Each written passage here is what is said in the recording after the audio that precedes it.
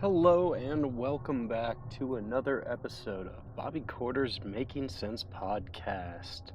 I hope you're all doing very well.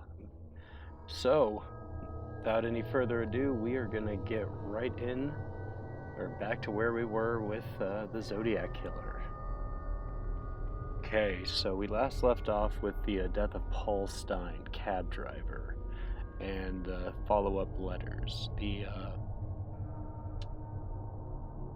There is another incident that did take place the night of March 22nd, 1970. Kathleen Johns was driving from San Bernardino to Puerta to visit her mother. She was 7 months pregnant and had a 10-month-old daughter beside her. She was heading west on Highway 132 near Modesto. The car behind her began honking its horn and flashing its headlights, and she pulled off the road and stopped. The man in the car who parked behind her approached her car. He stated that he observed that her right wheel was wobbling, and he offered to tighten up the lug nuts. After he finished doing that, the man drove off. Yet when she went to go pull to re-enter the highway, the wheel almost came off immediately. The man had returned. He offered to drive her to the nearest gas station, where her and her daughter climbed in the car. During the car ride, they passed the service station, but the man didn't stop. For about 90 minutes, he drove back and forth around back roads near. When she asked, are we gonna stop? Why aren't you? He would change the subject. When the driver finally stopped at an intersection, Johns jumped out. Her and her daughter fled. The driver searched for her by using a flashlight, telling her that he wouldn't hurt her, but eventually giving up. Unable to find her, he got back in his car and drove off. Johns hitched a ride and went to a police station in Patterson. That's where she gave her statement. Until she noticed a composite sketch of Paul Stein's killer and recognized him as the man who abducted her and her child. Fearing that he might come back and kill them all, Sergeant had Jones wait in the dark nearby at Mills Restaurant. When her car was found, it had been gutted and torched. Most accounts say that he threatened to kill her and her daughter while driving around, but at least one police report will dispute it. Jones' accounts to Paul Avery of the Chronicle indicates that her abductor left his car and searched for her in the dark with a flashlight. However, on one report she made to the police, she stated that he did not leave the vehicle. So, yes, like I said, multiple reports, people remember things differently. I'm sure even in a time of crisis like that, it's even hard to remember smallest details about it, and it's stuff that would probably come to them later on.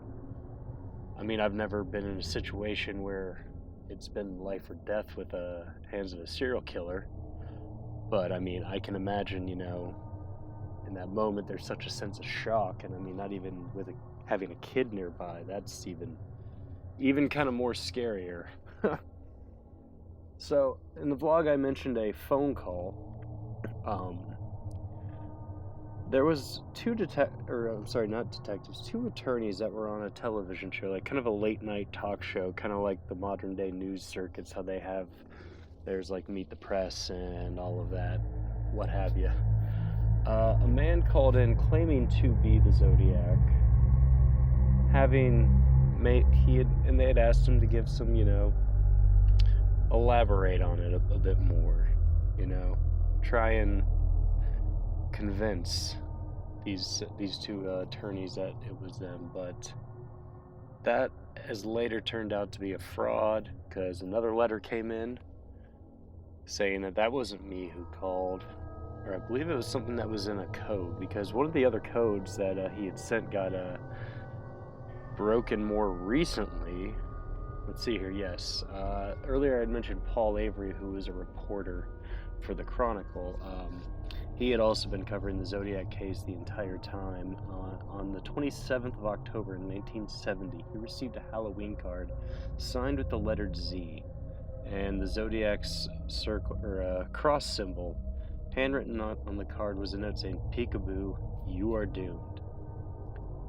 The threat was taken seriously and received a front-page cover story of the Chronicle. Soon after receiving this, Avery received an anonymous letter telling him the similarities between the Zodiac's activities and unsolved murders of Sherry Jo Bates, which had occurred 4 years earlier than the City College, Riverside, and greater Los Angeles area, more than 400 miles south of San Francisco. He reported his findings to the Chronicle in November 16th of 1970. Yeah.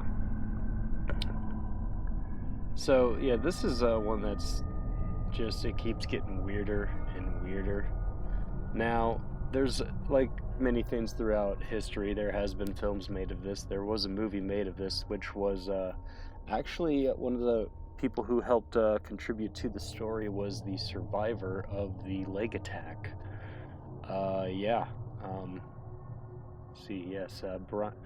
Brian Hartnell. He was a creative consultant, and from what he had said, that scene that's in that version of the movie is as exactly as he remembers how it happening. So now, if you haven't seen that, I would recommend to go check that out. That is a very good movie.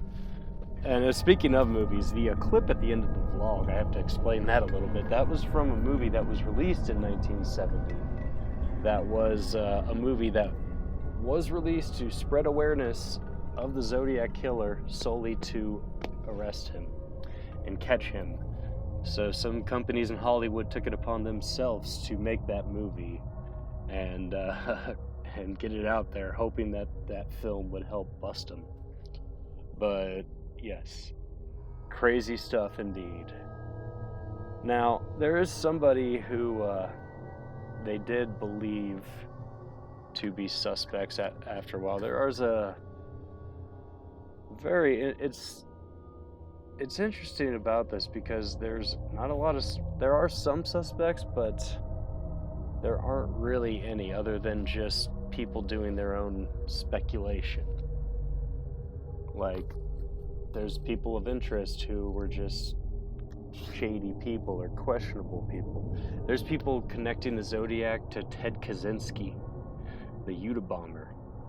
There's even some people, like most other things, believing it to be a hoax, that it wasn't real. They don't believe it. It's not true. There's also one theory in particular that the Zodiac Killer is Ted Cruz. There's also that. Well, that's about all the time that I have for this today. I want to thank you for joining me, and stick around. We'll have some more stuff coming up. And if you're liking this content that I'm making, let me know. Give me some feedback, please. If you'd like to hear me talk about something else, or hear me watch me make videos about something else, let me know, please, in the comments. And thank you very much, and take care of yourselves. Until next time.